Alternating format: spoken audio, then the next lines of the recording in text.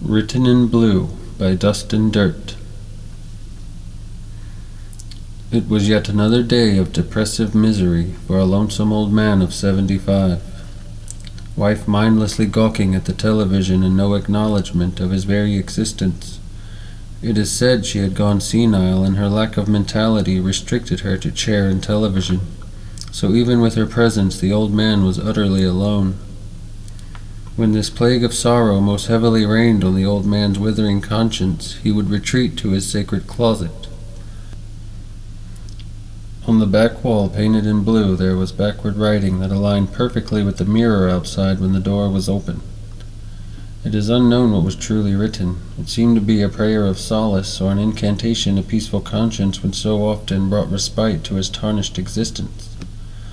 Though on that day the looming cloud of perpetual suffering seemed to grow blacker than any previous occasion.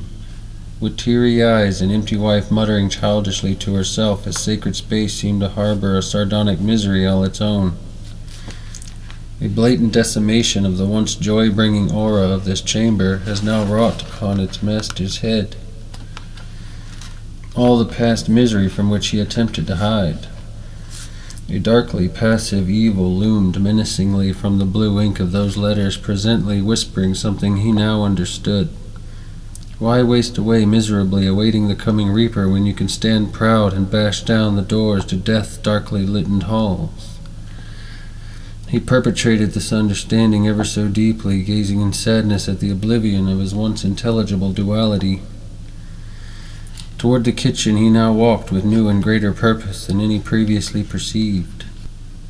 To a drawer he came and opened, reaching for the largest and sharpest knife within. He returned, almost smiling, teary-eyed, to the room of closet and wife. He arrived at the back of his wife's chair and stood there, gazing lovingly at what she once was.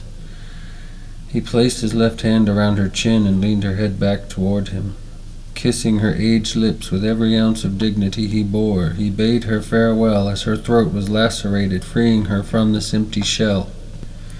He turned away, not wishing to witness her final moments. His eyes returned to those once sacred blue letters, now glowing in phosphorescent malice, studying their angles and curves mindfully in reminiscence of all the times they brought him out of his depressive pits. Blessing them for eternally freeing him from such, he now conjured all the strength of his being and forced the knife into his own abdomen. He fell to the floor in stark pain, though not perceiving it as such. Instead, he smiled at this blessing of freedom from a life of abominable suffering as the blood flowed internally. His consciousness washed away into blackness as his soul was free to follow the path of his beloved. They fly away together, succumbing to eternal peace and rest within their long-awaited oblivion.